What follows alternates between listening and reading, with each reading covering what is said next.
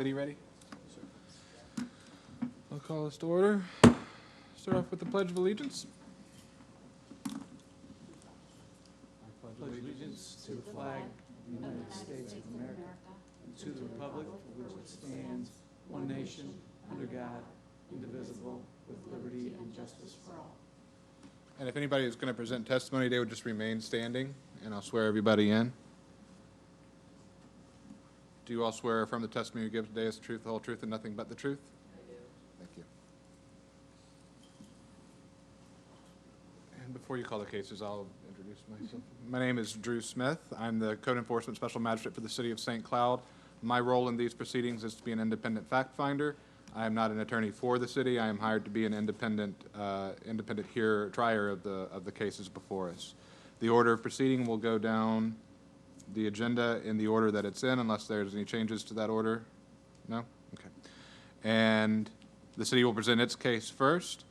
After they presented all their evidence and testimony, if there's a respondent present who wants to ask questions of the code enforcement officer, you have that opportunity. Otherwise, you can take the podium and present to me any evidence testimony you'd like me to receive. When I've received all the evidence testimony, I will render a verbal order today, and that will be followed in the mail by a written order that will be followed in the mail by a written order. And with that, you can call the first case. Case number 2021-351, Home Depot USA owner, repeat of violation. Location of violation, 4560 13th Street, St. Cloud, Florida. Violation, the St. Cloud City Code, Section 24-301. Description of violation, failure to prohibit but rather allow the retention pond on this parcel to not be properly maintained per city code. Good afternoon, Your Honor. Jack Morgeson for the city. I'm here this afternoon on behalf of the city to seek that this matter be continued to August's agenda for now. Just very quickly, to make a long story short, we've been working with counsel for Home Depot, the respondent. Ms. Kendig is here from Greenberg Traurig, just to ensure that Your Honor will agree to the continuance. But the city, through city attorney, through code enforcement, and through Ms. Kendig's office, and then other third parties that are either directly or indirectly involved, have been in meetings and conferences about solving the sort of the overall global issues that are touching on this. And so at this time, the city's agreeable to a continuance to at least till August. I take the city's willingness to mean that there are no immediate health safety issues involved. That is my understanding at this time, correct. And I think that the respondent has made some significant strides in the areas that were of concern to the city. Okay. Okay. I will grant the continuance. Case number 2021-483, Ricardo Rodriguez Santiago owner, Mayra Paola Cox Miranda owner. Location of violation, 2730 Parkfield Road, St. Cloud, Florida. Violation, the St. Cloud Land Development Code, sections 3.3.1F and 13.3. Description of violation, failure to prohibit but rather allow the construction of a fence at this location prior to obtaining a permit. Good afternoon, Melissa Howes, Code Enforcement Officer for the City of St. Cloud. At this time, I would like to enter into evidence the following items: a copy of the courtesy notice of violation sent by regular mail, a copy of the notice of violation sent by regular mail, a copy of the notice of violation sent by certified mail, a copy of the notice of violation sent by regular mail posted on the property and City Hall, a copy of the statement of violation and notice of hearing sent by certified mail posted on the property and City Hall, a copy of the PowerPoint presentation, affidavit of postings, evidence of mailings, the code sections in violation of, a copy of the deed to the property, and a copy of the cost incurred if the magistrate finds the respondent in violation in the amount of $224.90, and the respondent is not here.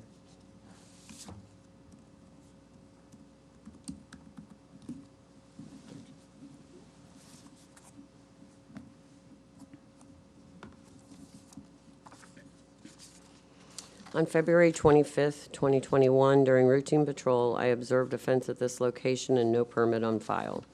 I issued a courtesy notice of violation that same day by regular mail to the owners of the property to obtain a permit within 10 working days.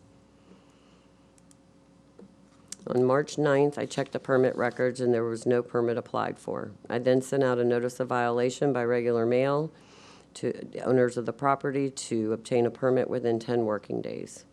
On March 26th, I performed a re-inspection and no permit had been obtained. That same day, I sent out a notice of violation by certified mail to the owners of the property to obtain the permit for the fence within 10 working days. On April 14th, while I was on vacation, Officer Sparkman checked and there was still no permit on file. On May 3rd, another re-inspection revealed that there is still no permit on file. On May 4th, I created a notice of violation and I sent it by regular mail, posted it on the property and City Hall. I did an affidavit of posting and I took 3 photographs. On May 17th, I checked the records and a permit was applied for on May the 12th and was now going through the approval process. I extended the case for that process. On June 7th, zoning approved the permit, but the city was waiting for the notice of commencement and easement agreement to be recorded at the county and submitted back. I emailed the contractor and advised these items that were still needed. He responded by asking for a couple of days to get it resolved. On June 15th, I emailed the contractor again and advised him that we had received the notice of commencement but not the easement agreement. I then extended the case for an additional 2 more weeks. On July 1st, the easement agreement had still not been turned in, so I scheduled this case to the special magistrate for July 21st. I sent out a statement of violation and notice of hearing by certified mail to the owners of the property. I posted the property in City Hall. I did an affidavit of posting and took 3 more photos.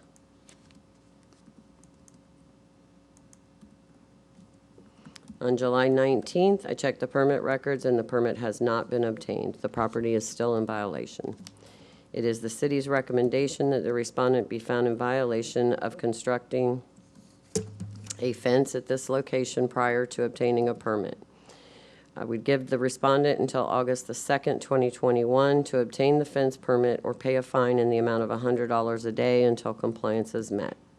The city would also request the cost incurred in bringing this case before the magistrate in the amount of $224.90 to be paid within 7 days of the written order by the special magistrate. And that concludes my presentation. And no respondent is present? No respondent is present. Based on the evidence testimony received, I'll find in favor of the city, find that the respondent was in violation of the city code for construction of a fence without a permit, find the respondent has not yet obtained the required permit, allow the respondent until August 2nd, 2021 to obtain that permit. If they do not comply with that portion of the order, a fine in the amount of $100 per day shall accrue until compliance is met. Also order the respondent to pay the city's administrative costs and prosecution in the amount of $224.90, which shall be due within 7 days of the date of my written order. Thank you. Case number 2021-726, Brenda Lee Perez Maldonado, Francisco Valentin Fragoso, owner.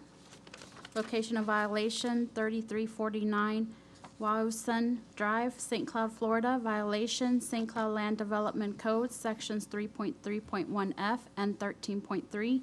Description of violation, failure to prohibit but rather allow the construction of a pergola at this location prior to obtaining a permit. Melissa Howes again, Code Enforcement Officer for the City of St. Cloud.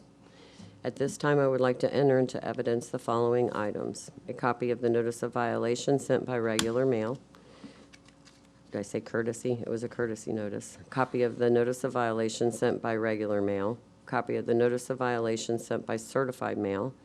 Copy of the notice of violation sent by regular mail, posted on the property and City Hall. Copy of the statement of violation and notice of hearing sent by certified mail, posted on the property and City Hall.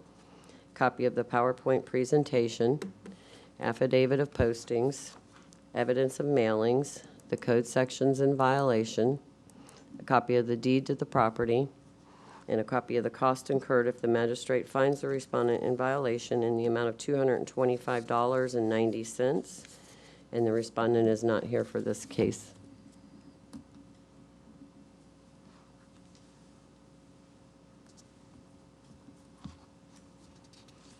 On March 25th, 2021, during routine patrol while checking the entire subdivision for permits, I noticed a pergola in the rear yard at this location, and there was no permit on file. On March 26th, a courtesy notice of violation was sent to the owners of the property to obtain a permit within 10 working days.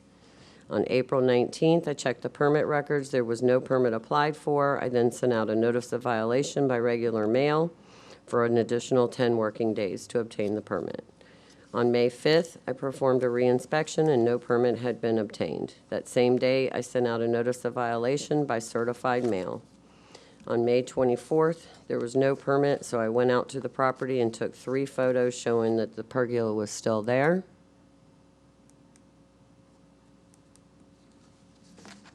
On May 27th, still no permit. I created a notice of violation, sent it by regular mail, posted the property in City Hall, did an affidavit of posting, and took 2 more photos.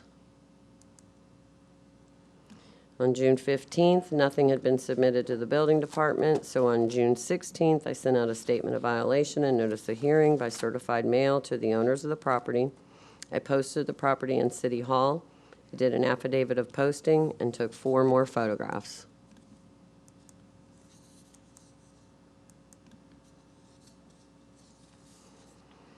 On July 9th, while creating my presentation for this hearing, I checked the permit records, and it shows a permit was applied for on June 29th.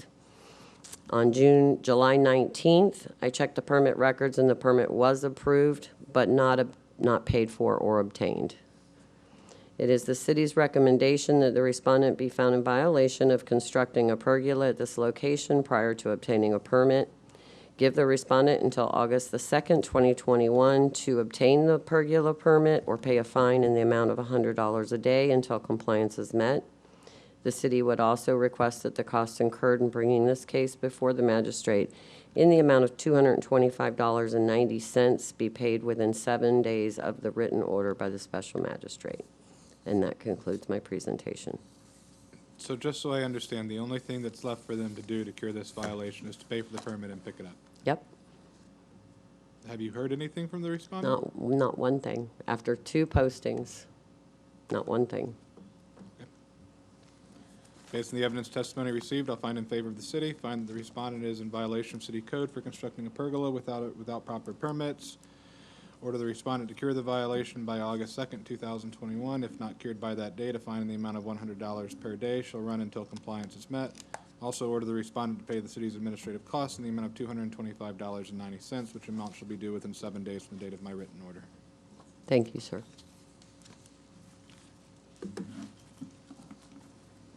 Case number 2021-1190, Elizabeth Ann Cortez Buffington, Jeffrey Scott Buffington, owner, location of violation, 825 Maryland Avenue, St. Cloud, Florida. Violation, St. Cloud City Code, Section 36-38A, 2015 International Property Maintenance Code, Sections 102.2, 301.2, 302.7, 303.2, 308.2, 308.2.1, and adopted by the St. Cloud City Code Section 10-33.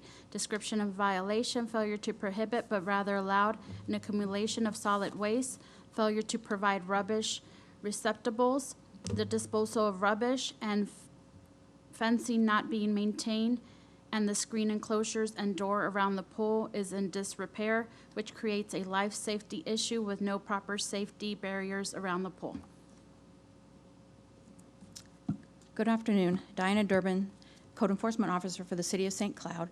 I am presenting the case for the property located at 825 Maryland Avenue. At this time, I would like to enter into evidence the following items: a copy of the notice of violation sent by certified mail and posted on the property in City Hall, a copy of the statement of violation and notice of hearing hand-delivered, posted on the property and City Hall, a copy of the PowerPoint presentation, affidavit of postings, evidence of mailings, the code sections in violation of, a copy of the deed, and a copy of the costs incurred if the magistrate finds the respondent in violation in the amount of $225.45. And the respondent is not.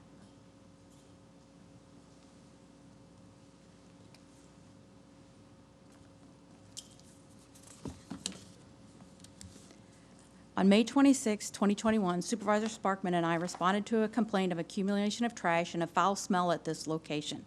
11 photos were taken.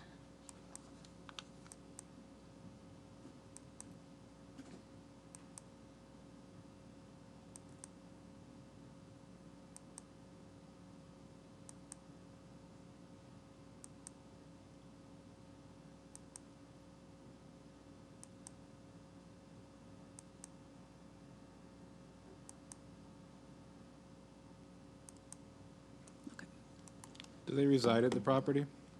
Yes. On May 27th, I issued a notice of violation by certified mail and posted the property in City Hall. An affidavit of posting was completed, giving them 5 working days to come into compliance. 2 photos were taken.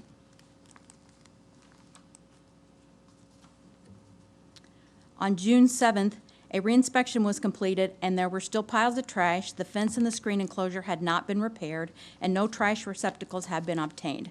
I spoke to Elizabeth Buffington, the owner, and she advised they were working on the area to clean it up, but the city took her trash receptacles, and she was unable to have any trash removed.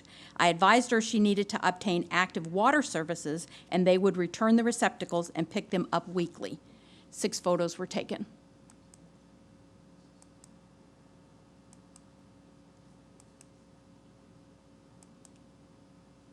Before you proceed, just, was the water turned off?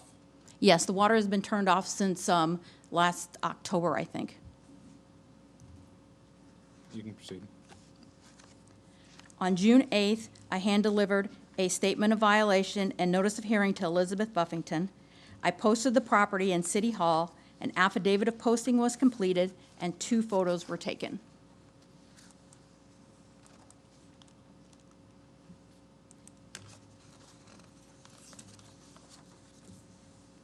On July 19th, a reinspection was completed, and the location was still not in compliance. 8 photos were taken.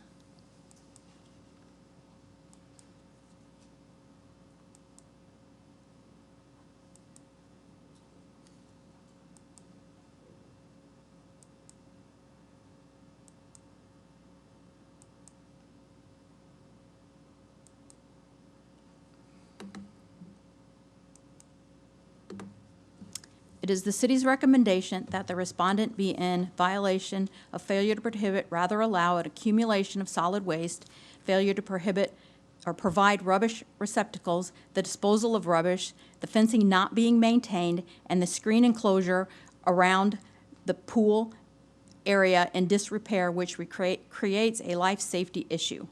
I am giving the respondent until July the 30th, 2021, to come into compliance or pay a fine in the amount of $250 a day until compliance is met. The city would also request that the cost incurred bringing this case before the magistrate in the amount of $225.45 be paid within 7 days of the written order of the special magistrate. This concludes my presentation. So you've had communication with the respondents, right? Yes.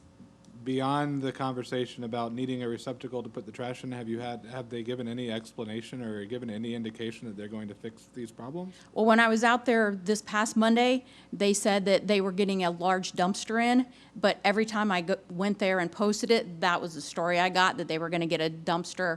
And Receptacles aren't going to help them with this. no, but yeah, they told me they were going to get a dumpster, but every time I go out there, they don't. And I actually think they have the money to pay for a receptacle or a, trash dumpster. The water is still turned off? Yes, the water is turned off as of Monday, I checked.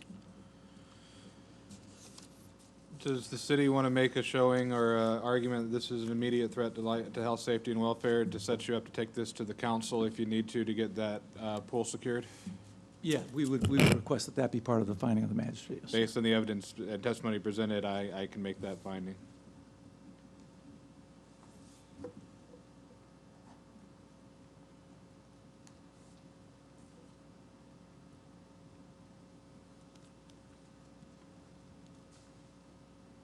And I would limit that to the pool unless you make an argument that the other conditions rise to that level.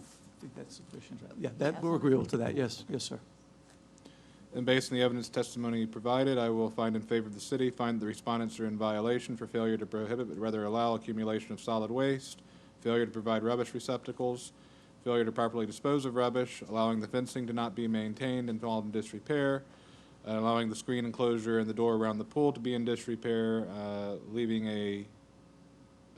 creating a life safety issue as to there not being a proper barrier around the pool.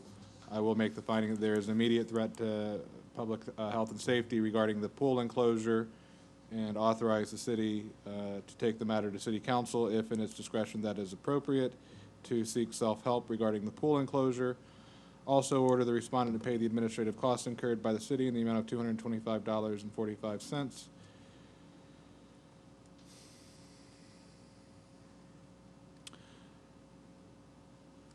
Because of something you said, I'm going to pause, and Jack, you might want to jump in on this one. Typically, I order that due within 7 days. Would the city want to make any concession on this case where potentially that amount could be waived if they address the violations? On the cost, you're saying? The costs. Yeah, Because if money is an issue, I think we'd all rather they spend their money on getting the Clearly, situation. the compliance is the focus, so yeah, if that would be acceptable to the Maybe city. offer them a little bit of a carrot that might motivate some action, probably not, but if it's amenable to the city, we can try that. Correct. Yeah, we would agree with that, yes, Your Honor. So I would say if they comply within the time ordered, so 7/30/21, if they comply within that time, then those costs would be waived. Yes, sir. Otherwise, the cost would be imposed in addition to a $250 a day fine for each day they remain in Thank you. violation. Case number 2021-1250, Teresa Mayhem, owner, location of violation 1412 Illinois Avenue, St. Cloud, Florida.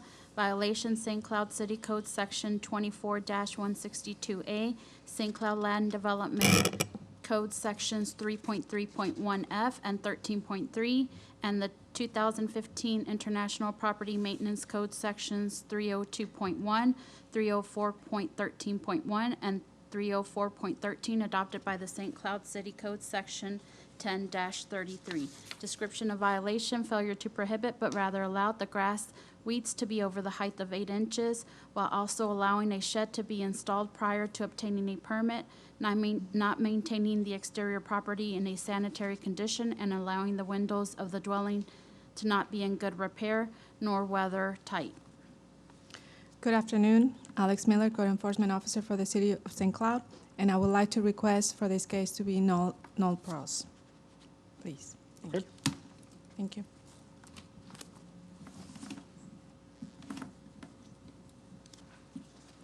Unfinished business, case number 2020-2239, Quality Plus Realty LLC owner, location of violation 706 New York Avenue, St. Cloud, Florida.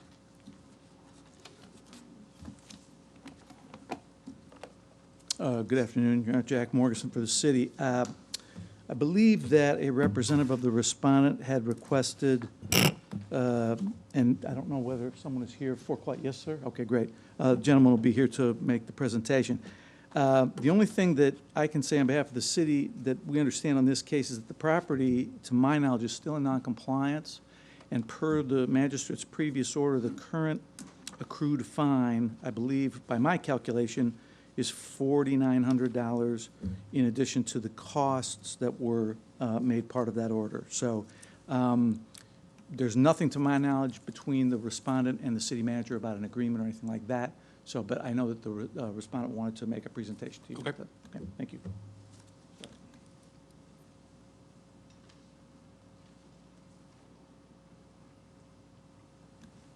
How you doing? Edwin Escobar, owner of Quality Plus Realty. You guys gave me up to May 31st, I think it was, to obtain a permit on the last hearing. That day, I went right back downstairs. I resubmitted because the original plans were they were disapproved, and they were disapproved again on the 24th, but June 24th. So I had no, my date of the 1st to obtain a permit was past due to them not approving or disapproving it in due time. I also spoke with Jesse from zoning to obtain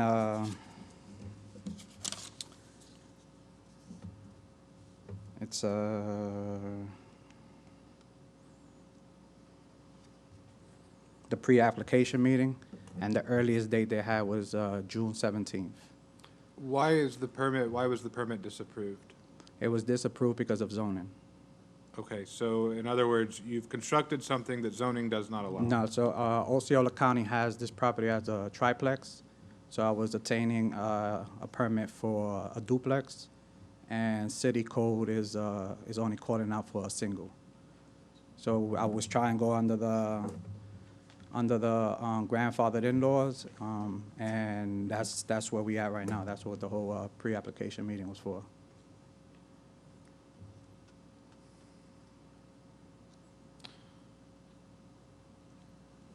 I understand your predicament. I want you to understand the city's perspective on this. You constructed something without permits. I didn't construct it. It's as is. I was reinforcing. So But you made improvements the without building, proper yes, permits. yes. You're trying to get those permits. Mm-hmm. But what you're trying to get permits for, the zoning code does not allow. Correct. Well, it's not in writing yet. I still have, But you're trying to get the approvals needed, and that's where, let me ask you to step to one side and ask Jack if you'd come up. I may have to rely on a code enforcement officer for. I don't background really on have this. Sure. questions. I'm trying to Sure. explore, I'm trying to problem solve. Because I do understand the applicant's predicament. He's got an order to get a permit. He can't get a permit because of zoning restrictions. I know if I were standing in your position, my argument would be, well, this all begins because work was done without permits, and Sure. that's the code We violation we're understand. trying. We understand. But the respondent in that situation has two options. They can undo what's been done. Correct, Or they can get permits. correct. It sounds like he is trying to do what he needs to do to ultimately get permits. It is more of a process, as it would be anywhere else, to get to that point. Unless this is an immediate problem for the city, if this is just resolving the issue, I would be inclined to give him time to work through the administrative process, not do anything today, but just continue this. Those fines are going to keep running. The city would be agreeable to the matter from the city's perspective if the fines are going to continue to incentivize the respondent to keep working the matter through. We know that the magistrate can consider a remedial action once the matter has been brought to compliance, and the city's fine with that. Okay, and that's what I'm inclined to do, so let me get the respondent Sure. back up to the podium so I can make sure he understands. So what I'm saying is, I understand what you're telling me. There is, as you heard me just say, when it's work without permits, there are two ways of curing. You can get a permit, or you can remove the repairs. I understand why you don't want to remove what you've done, especially if you can get to the end of the line and get the approvals you need. So I'm willing to allow that to play out, and let you come back to me when you've gotten that permit and show that you have done that. And if you can make that showing that you proceeded, one of two things, if they happen, I will consider a reduction of the fines that have accrued and have not yet been imposed. Okay. If you get to the end of the line, you get the zoning approval, and your permit follows quickly, that would be indication of good faith by you to me. And I would consider a substantial reduction in the accrued fines to what may be imposed. The other avenue where I would be in the same position is if you get to the end of the line, you do not get the zoning authorization, because that is a problem. I mean, that's a possibility, and that's a risk to you. And I know with fines running, that's a significant risk to you. If you get to the end of that line, you do not get your administrative approvals. If you then act very quickly to cure the violation, which at that point will mean undoing the work that's been done, and any work you do in the future to shore it up, getting the proper permits for that, even if it means you don't get to do what you wanted to do when you probably purchased that property, I will also consider that as evidence of good faith by you and consider a substantial reduction in those fines. Okay, just to update you, yesterday I sent an email out to the engineer to already reverse from the duplex to a single so that we could at least get the building permit going, and then I'll deal with the administrative stuff as it's going on. So as far as good faith, that's where we Then it sounds like stand you and right I now. are on the Yes. same page. Yes. So let's let it work through the process a little bit more. Okay. But as long as, once that process gets to its culmination, it sounds like you're doing exactly what I would ask you to do. Once it gets to the end of that process, as long as you do what you need to do to get this brought into compliance, then I will be open to Okay. a substantial reduction of the accrued funds. And we are on it. I mean, we spoke with Terry, I believe her name is, prior to the meeting, me getting the meeting, just kind of put her up to speed. I believe that Jesse spoke to her as well, so she was aware of us not getting the meeting in time, and she also advised me to write it an email just for this very reason, so Okay. that, all right? Okay? Thank you Yes, very much. As long as you stay on top of it, I am a very friendly person to deal with. Definitely on it. Thank you. Thank you. Case number 2021-569, Lysandra Fernandez and David Martinez, owner, location of violation 3675 Mocha Drive, St. Cloud, Florida.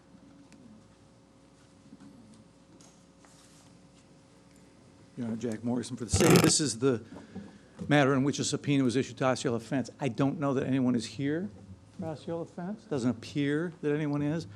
I don't know whether it was Ms. Miller's case. She may want to update you on the status of the I property. would love to hear the update. Sure. As of today, the permit has not been Has obtained. it been applied for? Well, the permit was applied for, and the only thing that was holding was the recorded easement. And they have submitted the easement, but they have not come and picked it up to have it recorded at the courthouse and then bring it back to the city. So is this like the case earlier where they just haven't paid for it and picked it up? Pretty much. Okay. I see the respondent is here. Yes, the respondent is here, sir. Do you have anything you want to say? You don't have to. And the city's not asking for me to do anything. This was set for update, right? This was Status? just, and for Osceola Fence to be here, but he's a no-show. Okay. Well, let's hope that they do what they need to do. Are they the contractor on the case that I heard earlier too? Well, maybe. No, I don't know. No, is that a different? They weren't on my case. Oh, I know. It's fence contractors. I would just, I would be willing to, is she running? To waive, no, the compliance date is till the end of this month. Oh, the end of August? It- I believe July. July, is it? July. And maybe like to request to waive the fees. July We'll 3rd. wait and see what happens, but yes, if there, I don't know what more the respondent can do. Well, respectfully, and I appreciate, absolutely, respondent obviously would probably be well-served to consult with an attorney, because this is going to back up on the respondent conceptually, and the seeming cause of that would be Osceola Fence. So, yes, but from... I'm not going to modify the order I at this understand. point, but. I understand. Well, I get, my understanding of the order at this point is that there's a time to comply. And they're still within it. Correct.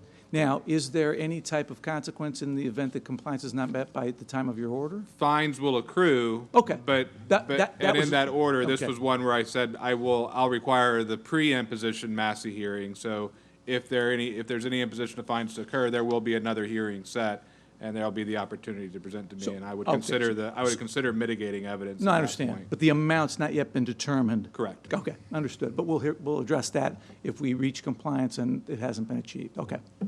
That's acceptable to the city. Okay. Okay. Okay. Did you want to speak? Oh, okay. All right. Okay, thank you. Case number 2020-1809, Great House Pros, Inc., owner, location of violation 500 Wisconsin Avenue, St. Cloud, Florida. Good afternoon. Pam Neal, City of St. Cloud Code Enforcement Officer. At your request, I'm going to update you on this case. It was presented to you on March 17th, 2021, for the failure for 2 permits that were expired. You gave him until April 17th, 2021 to come into compliance. He was found guilty the March 17th, and you had a fine of $250 a day to be posed. He is in compliance now. He picked up the permit on July 19th. If you add up the total amount that you had said, his fines would be $23,250. And he is here. If I could, Mr. Magistrate,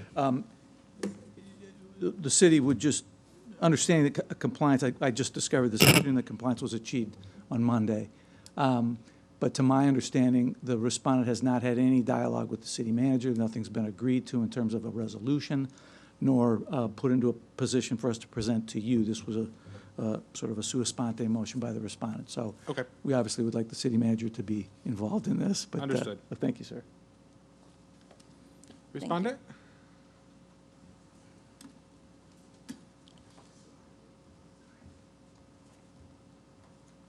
Aubrey Kipp, I hope this will be my last time here in the hot seat, but appreciate everything everyone has done.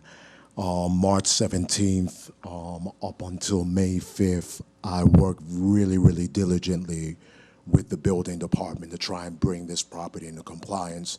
My primary contact was Gabe, and I sent Claudia all of the correspondence back and forth, text messages, me harassing the contractor.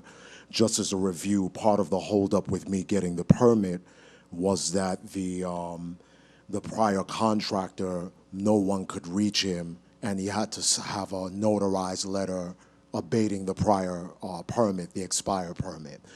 So Gabe contacted him, the supervisor of the building department contacted him.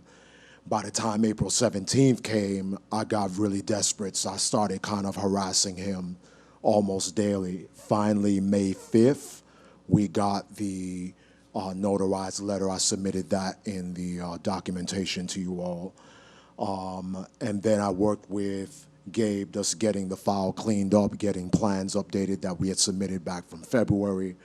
We finally got everything submitted by the end of May, beginning of June, and the file has been in review.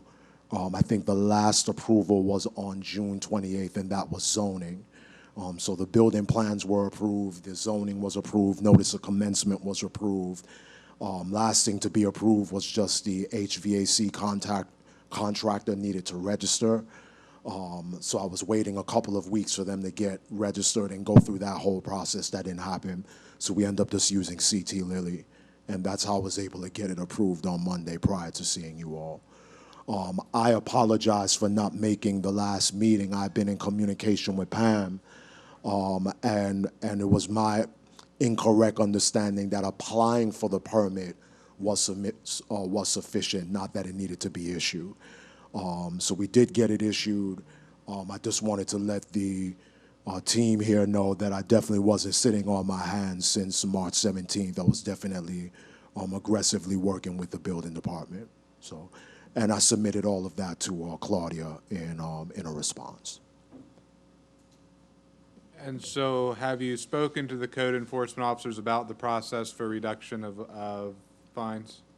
No, sir. This is my first time even hearing So of the maybe fine amount. before Yeah. we all leave, you can have a conversation, or after we wrap up the hearings, you can have a conversation with them, kind of walk them through that process? Yes. Officer Neal and I will discuss it with him. So there may be one more meeting that you want to come to, but just briefly, they can give you more detail on the process. But there is a process the city uses for consideration of reduction of fines. Okay. And it starts with the city manager, and then it's usually, those agreements are presented to the city manager. Usually by the time they have come to me, the city and the respondent will have agreed on the reduction amount, and then I will consider that reduction amount and determine whether or not I believe it's appropriate considering the facts of the case. Okay. I will say the facts of his case, certainly when I hear that, I would be inclined to grant a reduction of the fines, but I'll leave that to the city to go through its normal process before it's presented to me. Okay? Awesome. Okay? All right, so, well, I guess we'll. Thank you. Okay. And I think that was the last time, but I want to go back to the 2021-569, since the respondent is still here. If I can remember what I wanted to ask about that case. The Osceola fence case? Yes, the Osceola Yes. fence case. Or the respondent you wish to speak? Oh, I wanted to ask code enforcement, you may not know, it wasn't a question for the respondent, but I wouldn't have gone back to it if she'd already left the room. Since she's still here, I don't feel bad going back to the case. Code enforcement may or may not know the answer to this. It may be a building department question, but I think it's one worth asking.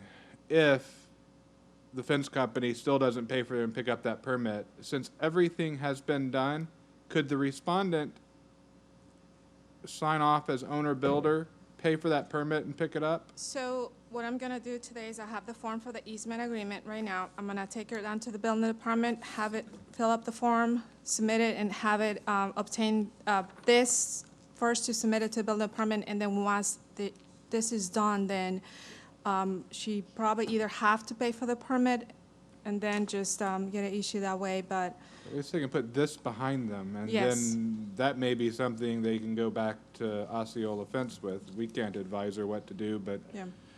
so it's an option for you. Okay, that was it. Anything else from the city? No, sir. Anything else from us? No. Next meeting date, Scheduled for August 18, 2021. 19? 18. Oh. Okay, thank you. We are adjourned. Thank you. Yes, it was wrong on the agenda.